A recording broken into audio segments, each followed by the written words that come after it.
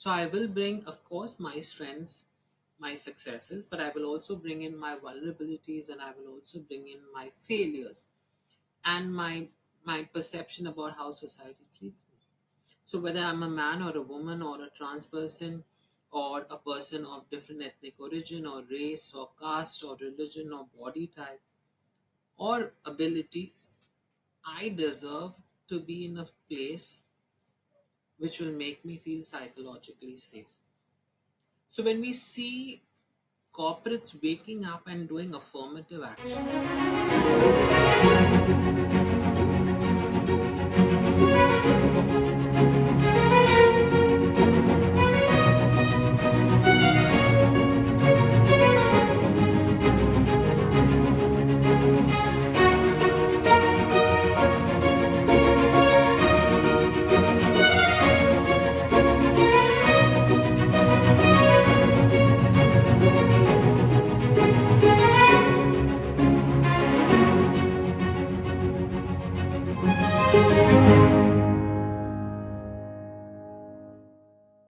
Hello and welcome to the Anahita Speaker Series presented by Carnegie India. Today we have the pleasure of hosting Zainab Patel.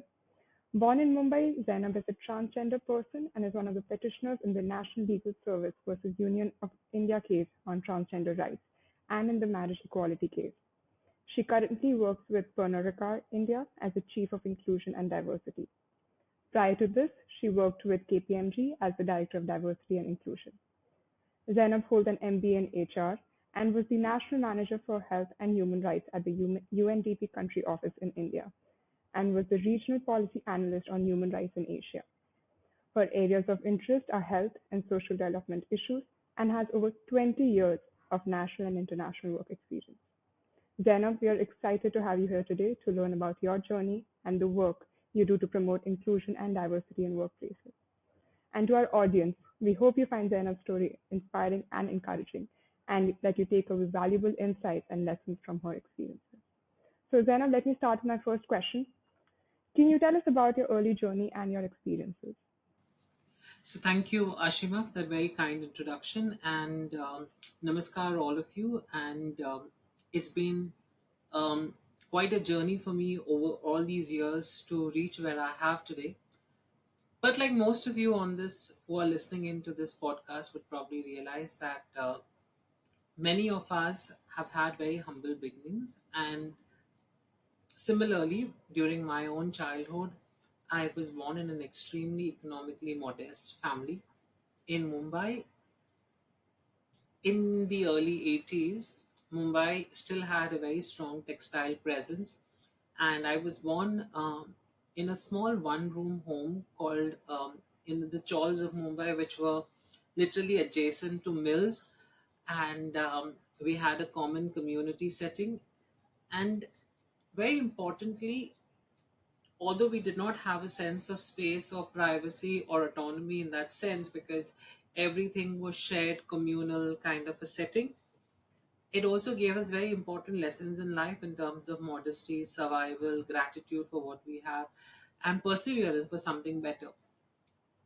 When I was born, when the doctors or the nurses probably checked me as an infant, I was assigned male sex at birth. That meant that I had two elder siblings.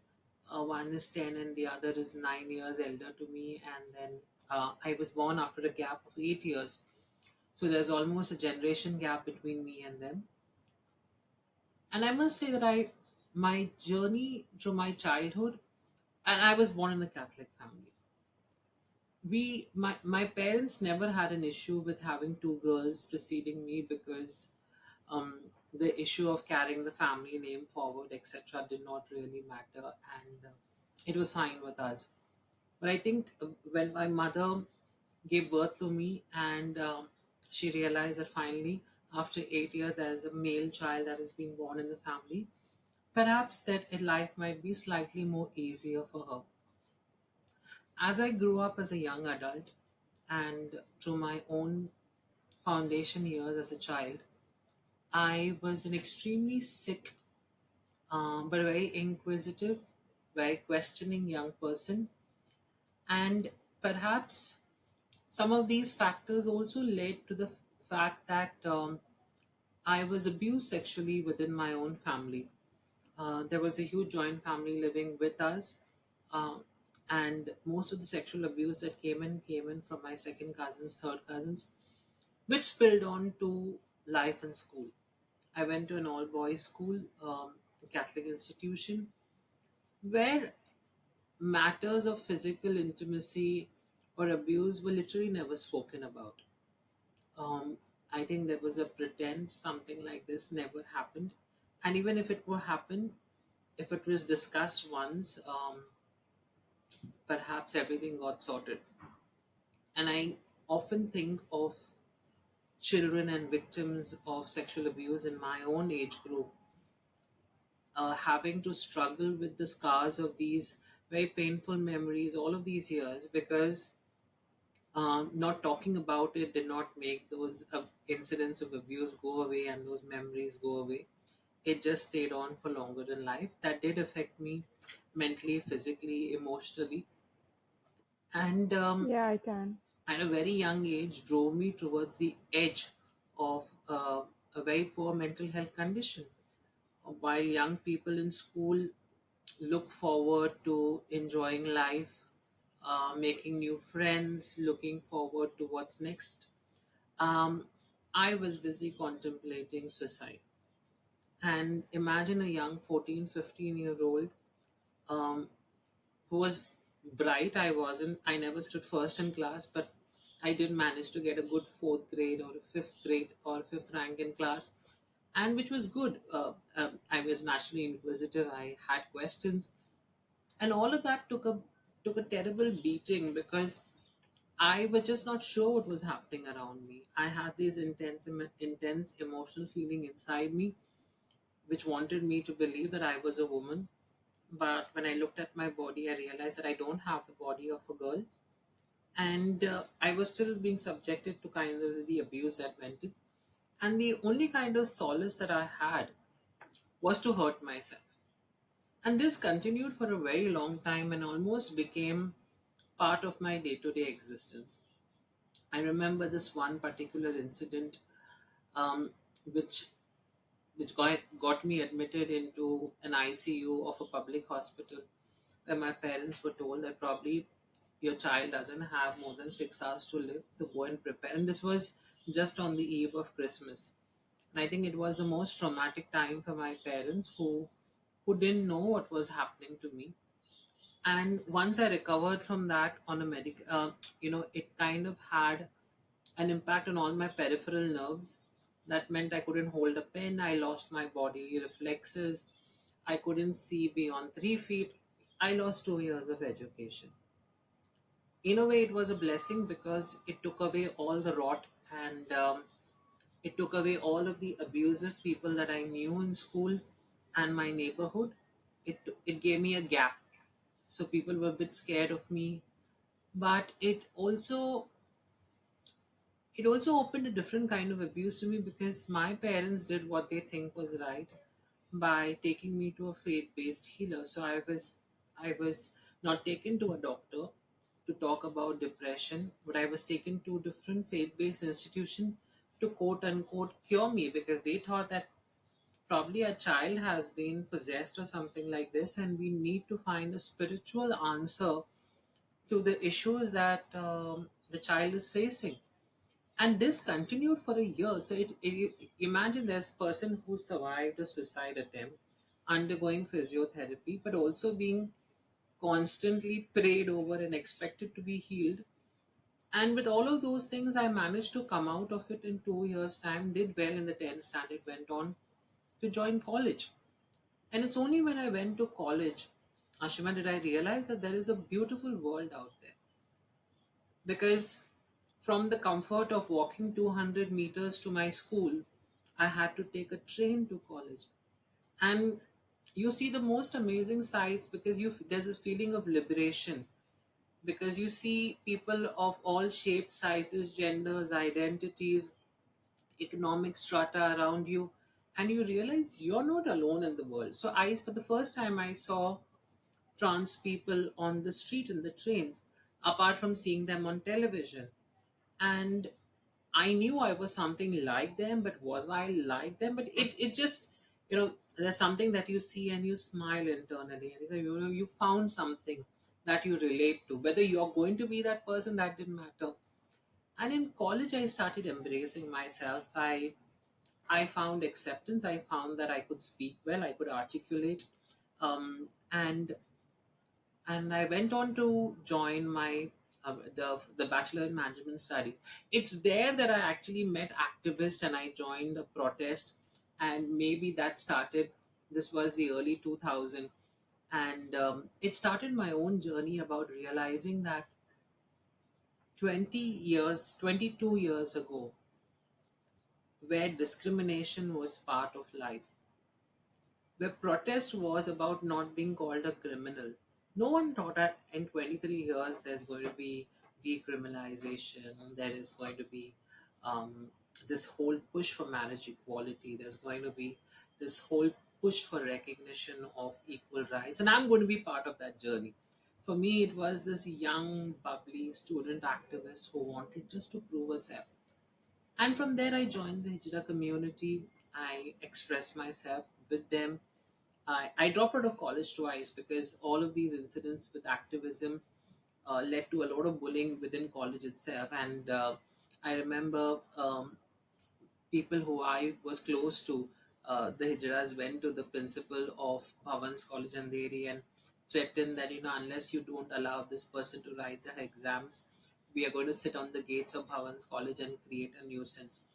And for 2 years, I only attended. I didn't attend class. I only wrote my exams over there, and they said we'll get you through the last sem. But last sem is basically Ram Bharose. If you do well, great. But after that, I think life was much more challenging because by that time my sisters were married. They had relatives. They came to know about me, and I was once very told very point blank by my parents and my family, either you give all of this up or leave the city. And I think that was the biggest challenge when I faced, because I never knew anyone, or I never wanted to move beyond Bombay. I never wanted to be uprooted from the city. Maybe I never thought of what it would mean to not be next to the sea, not mean taking the crowded locals, not mean eating the vada pav that you have on the street, and the friendly banter, etc., to move to another city. And and here it was this moment that life presented in front of you where you had to make this key decision. And I said I had to choose about my right to self identify, or the right to be in a family which is never going to accept you for who you are. I chose the former. It was a very difficult decision, staying in another state, getting to know their culture, trying to assimilate, and also within that, trying to see if I could complete my MBA. And at that time, I started transitioning, but not fully transition as a trans person. So people would laugh at me, say that अभी हिजड़ों को भी MBA करना है, तुमको तो क्या है, तुमको ताली बजाना है. Why do you need to be an MBA? And frankly speaking, I did not have answers to that question at that point. What would I do with an MBA? Was I looking at a corporate job? Because the only corporate people who I saw walked around in stilettos and those sleek clothing and laptops, which were. And I said, I never imagined myself that I'm going to be in that kind of role. But I persevered. It took me 3 years instead of two to finish my MBA. I came back to Mumbai, started working in a small NGO, started with 2,750 as a salary, to coming to a seven-figure salary in 20 odd years. But so from an NGO to an international NGO to working with the UN to working at the regional office as a policy analyst on human rights, taking a total big detour in life and leaving all of the social development work for a career in a neo-capitalist capital world. Um, I took up a job on inclusion and diversity at the workplace. I worked with KPMG, and then joined various industry body associations. and consulting to make a different name for myself, to carve out a different identity as to what I was known for as a social activist. And all of these things happened when we were part of a struggle to basically ensure that we were on the right to equality. So we did not have affirmative action, we did not have reservations, we had to basically go to court. So the court cases happened during this time. And now when I sit back and think in life, and I said, what an eventful 20 years it has been, from begging on the streets to moving cities to finding families of choice to moving to three different careers. And now, when I came back to Mumbai after 15 years, it's been quite an experience resettling down in Mumbai and reclaiming my city of birth, finding the same set of friends again, and trying to love the city. I mean, uh, I have been lucky that Delhi became my home for a very long time. To re-love Bombay was a challenge, and it also prompted me to get into a social enterprise. And in the last 2 years, I have actually managed to set up two social enterprise for trans people. One is the Trans Cafe, which is a totally trans-led, operated, and managed enterprise by trans, and the second is a transformation salon, which actually brings to light a totally different service. So right now I'm focusing on the hospitality sector, but hopefully, inshallah, in times to come, I will be able to look at other sectors as well. And then as opportunity presented itself, it gave me an opportunity to take the government to court again.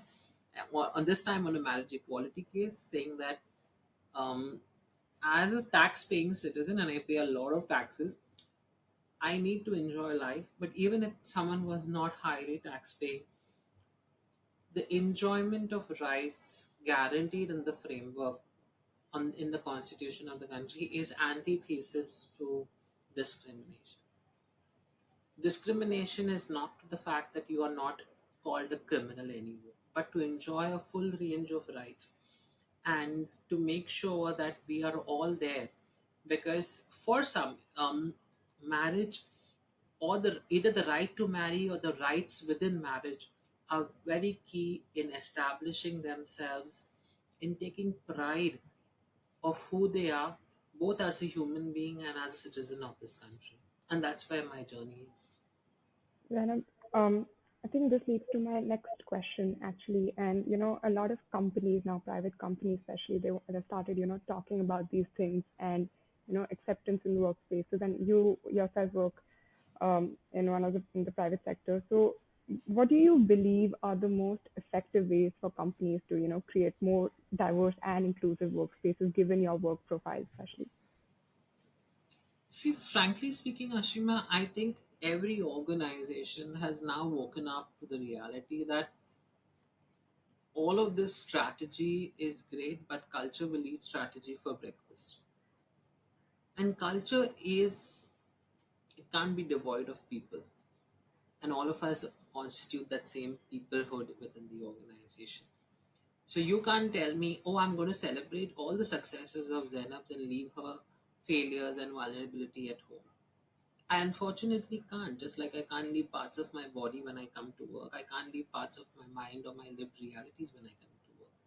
So I will bring, of course, my strengths, my successes, but I will also bring in my vulnerabilities, and I will also bring in my failures and my perception about how society treats me.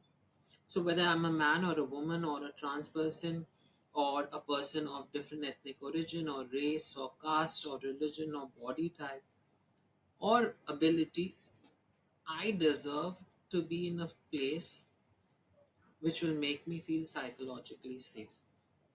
So when we see corporates waking up and doing affirmative action, what they're doing is actually reinvesting in their own organizations to make people more productive, make people wanting to stay back, get great net promoter score, um, getting people to be retained on a longer basis, and all of this for a very fraction of amount under the inclusion and diversity budget. So here they are not spending crores of rupees on advertising, on brand building, because people become your brand. People become your ambassadors.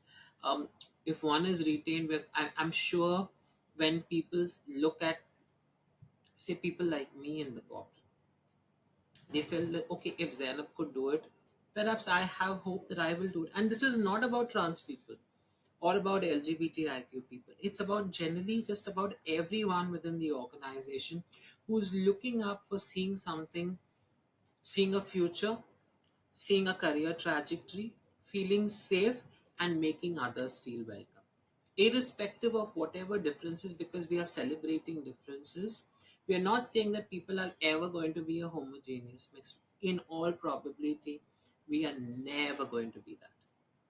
So I guess all of these contribute towards the fact, and companies are just doing all of these things, whether it is recognition of trans people, building affirmative action, looking at preferred names and pronouns, building affirmative infrastructure, including access to washroom. Now imagine, Ashima, in 75 years of India's independence, now we talk about accessible infrastructure.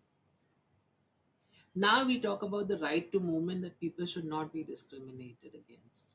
We talk about the spirit of inclusion, that means we will welcome you. And does it take 75, 76 years of India's independence for our community to reach here? It just says a long way to go.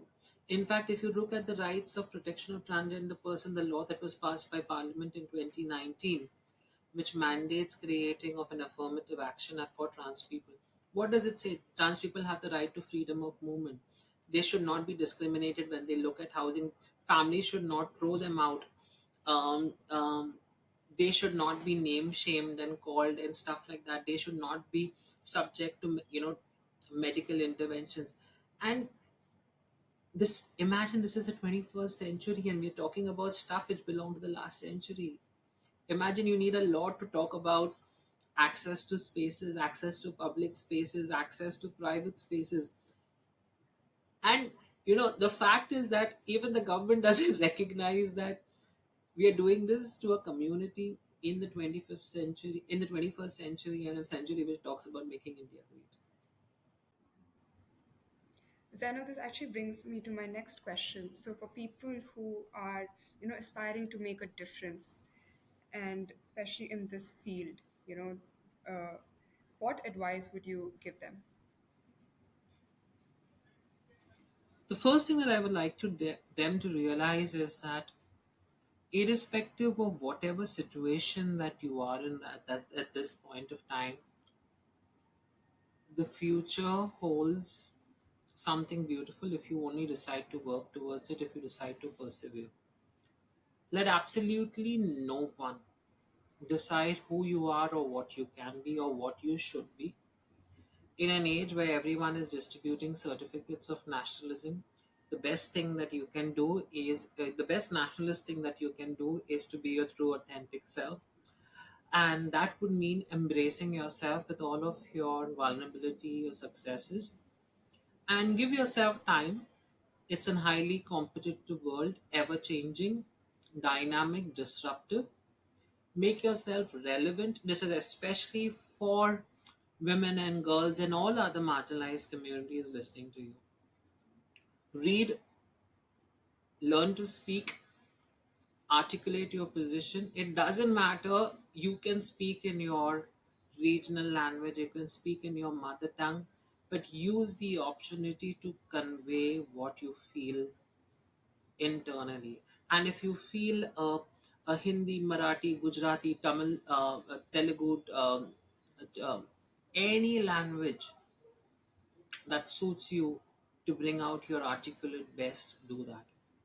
Never forget to upskill yourself, because there are very few opportunities available for upskilling. Upskilling is a lifelong commitment. Just because you may have done some college or graduation or post graduation and some certification, that's not the end, it's only the beginning.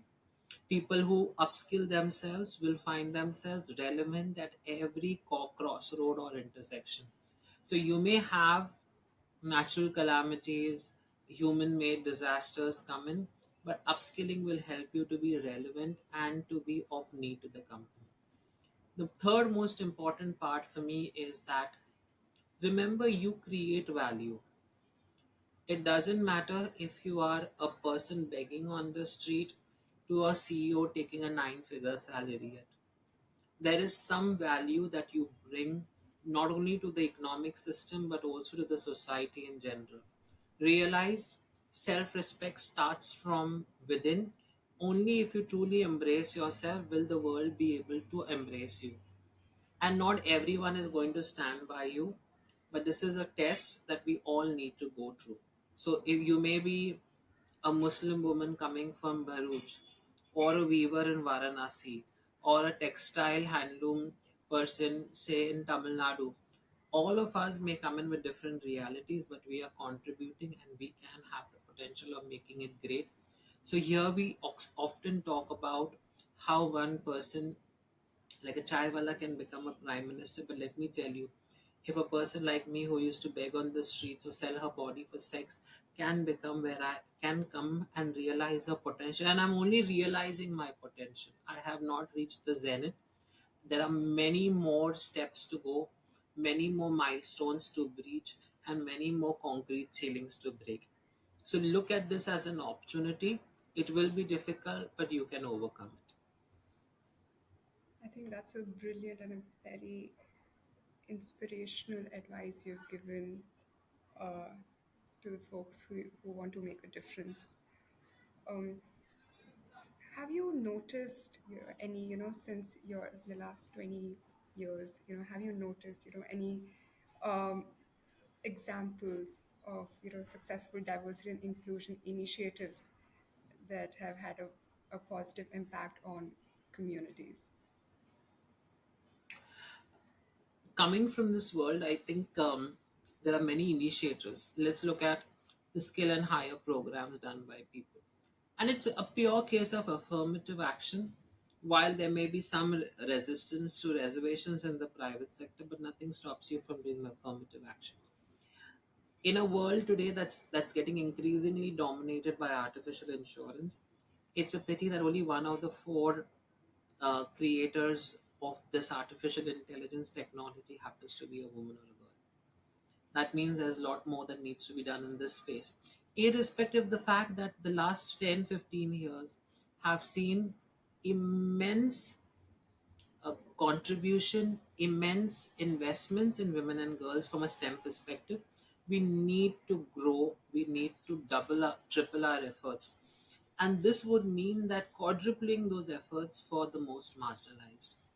Um, I happened to read an interview, or see an interview rather, of Sudha Murthy, who talks about her challenges when she was in university and how she had to deal with a lot of misogyny, including not having access to, say, a toilet. But this was like 30 years ago, and unfortunately, even till today, India's reality hasn't changed for some sectors who believe that there's no space for women or people of other genders here. The second most important initiative, which I think is the returnship program for people who have taken a career break for whatever reason. It could be a life incident, marriage, childbirth, loss of someone, moving cities, pursuing higher education, or just a pause in your career to reset where you want to go in life. And I'm not calling it a returnship program for women because, yes, women will continue to be major beneficiaries of this, but there are increasing large number of people who want to start at a second career. That could mean anyone. It could be a man. It could be a different a person of a different or diverse gender. It could mean a person with a different orientation or ability. And we need to wake up to this possibility. Yes, there are people already doing it. Recognition of unpaid work, caregiving for elders, I think that has grown. The most important thing that I feel is the investment that corporates are making in building communities of care. Now, you may call them employee resource group, business resource group, allyship, but what we are building is really supportive ecosystems of care which go beyond the four walls of your organization into into something that is psychologically, physically safe. It is inclusive. it broadens your horizon and makes you a responsible citizen, a better human being. Um, and how beautiful is that? And lastly, what I feel is that in today's day and age, where one looks at an increasingly hostile social space for minorities, it is organizations who realize that politics is not something which is now limited to social media space or what we hear screaming in the newsrooms. It affects all of us because all of us now have somehow graduated to a different level. I'm going to use the word graduated to a different level of political, awareness, and each one of us takes it very differently. So it's not an issue that can be left for people to figure out on their own, but creating a safe environment for everyone. I think these are some very noteworthy causes. Some of the initiatives around people with disability have been something really which are game changers. I must say this, that earlier when we saw persons with disability, we would find, like, say, a front desk or a back office job, and maybe it felt okay, we finally managed to get someone, we treating them with respect, etc. But what about people with atypical advantage, people on the mental health spectrum with autism? How do we There are many organizations on working on creating, because they realize that if we invest in the right kind of training, skills building, they can do certain levels of work which other people on the spectrum may not be able to do, like, say, repetitive work, mechanical work, in terms of which is just doing things. And without realizing this, that this is really contributing to the cause of nation building, not country building, but nation building, where you're taking some of the most disenfranchised communities and building them to propel a new country forward. And I believe India, with all of its diversity and the fact of industrial revolution that we are going through, will be able to really tell the world in a few years from now that here we are not only thought leaders, we are practice leaders, we are enablers, and we will work with a population that's largely young, but also different kinds of population, whether there is supportive legislation to the case or not. I think that's some of the most affirmative things, and I believe in that power that the private sector brings to the table. And would you say that, is that in the next 10 years, those are the changes you would really like to see, or are there more? So just like the 7 year marriage itch, every 7 years I try to do something different. So the first phase of my life was in terms of 7 years of identifying and self-accepting and embracing myself. The next 7 years was building on my professional excellence, about working in the sphere. Fortunately, I had really great allies and sponsors. My previous boss in UNDP, Alka Narang, the person who introduced me to KPMG, the CHRO at that point of time, Unmesh Pawar, my current boss, Neetu Bhushan at Pernod Ricard, all realized that your abilities are not limited by your identity. So go ahead and live your full potential. So after working for a long time, for a decade in the social development space, I moved on to something totally different, private sector. Imagine me taking people to court and then wearing a coat and going to a corporate job. Did that, and then started saying that I have a comfortable job, I have a seven-figure salary, but what about giving back to society? Yes, I do continue my activism. I work towards shaping public policy, but let's also create a economic ecosystem that puts money into people's pocket, because once you have money in your pocket, you can find way at the table. You can buy your seat at the table. It might be uncomfortable for somebody that a trans person is finally entering a five-star hotel and claiming space at the table, which people thought was the privilege of a limited few. But that's how change happens. People need to be comfortable with the idea of being uncomfortable. And in 7 years from now, I really hope that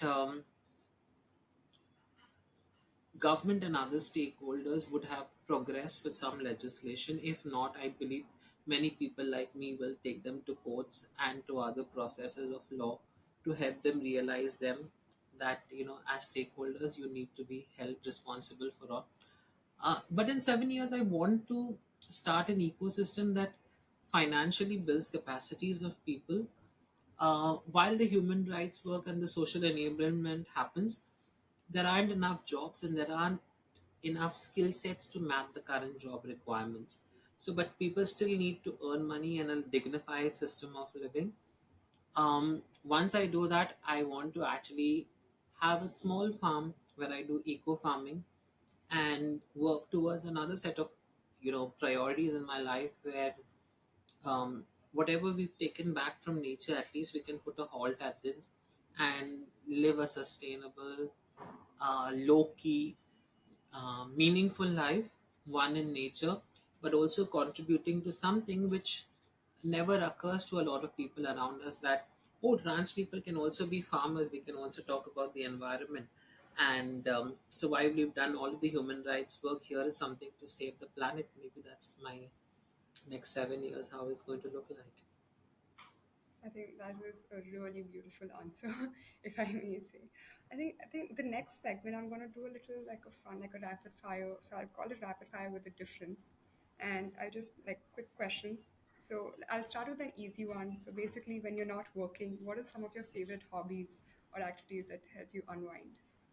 So I like to write shairi, but I also have this love for animals, and I love to rescue cats, nurture them back to health, and find them lovely families. I had 5 cats of late.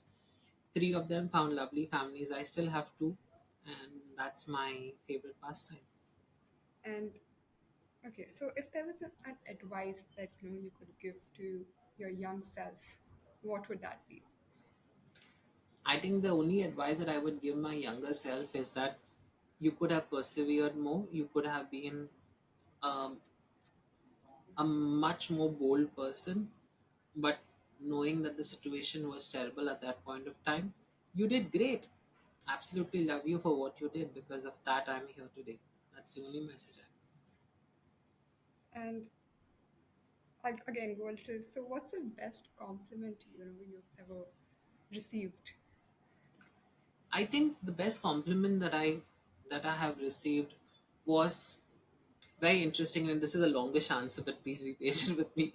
One day on LinkedIn, I received a message saying that, "Hi, do you remember me?" And I suddenly saw that person. Yes, that person was someone who was um, ex KPMG, and I faintly remembered her. But she said, "Okay, you may not remember me, but I used to sit diagonally opposite you in KPMG, and whenever those glass doors would open, and you would walk in with the way you are, and it gave me a lot of hope." And she said that, for me, whenever I saw you, you were like the goddess Durga, fearless, unabashed, powerful, yet caring. And I think that one, that conversation, I have actually memorized that LinkedIn conversation and I kept it with me, because here is this one person who I never dressed for, who probably I never physically cared for. I may have smiled. I usually smile at people, but imagine that you are just being who you are, but someone sees you as someone different, someone special. And just by being yourself, not a jerk, but being your true, authentic self, you can create such a difference in something. And I think that's the best compliment I've ever received. And would you say that is that what something like that is what motivates you to go above and beyond at work? Um, I just love the compliment. I I take it in my stride, but for me, I think the basic idea was that, if you truly embrace yourselves, you can create magic. I it sounds very simplistic, but for someone like me, who who who's gone through a very intense phase of self realization, it's the best thing. Like when I was 8, I did not know that at 42 I would be this, but I knew that the only thing that I wanted to be in life was a woman. And if it took all that struggle, I'm happy in every birth of mine, if that's ever going to happen, to be a trans woman, because it's really made me humble and respect women for the day-to-day struggles that they've been. Thank you so much, Zainab, for taking out the time and telling us how important via your life experiences and your career trajectory about how important life diversity is. And I must end by quoting a famous Sure, go Urdu ahead. poet Faiz, who very interestingly says that dil naumi to nahi nakami to hai lambi hai gum ki sham par shami to hai. And it basically literally translates to saying that um, I am not crestfallen or dejected. Yes, I have met with certain obstacles and certain impediments, but lambi hai gum ki sham, it says that the evening of sorrow may be long, but what the heck, it's only an evening, and after every evening there is going to be a sunrise, a beautiful sunrise. Shami to hai. That was very, very beautiful. Yes. And, I would just like to, say that, your story is very inspiring and encouraging. And I'm pretty sure the audience would be taking away a lot from this. To our audience, I would just like to say thank you so much for listening in. Hope you enjoyed today's show and tune into Carnegie India's YouTube channel for more such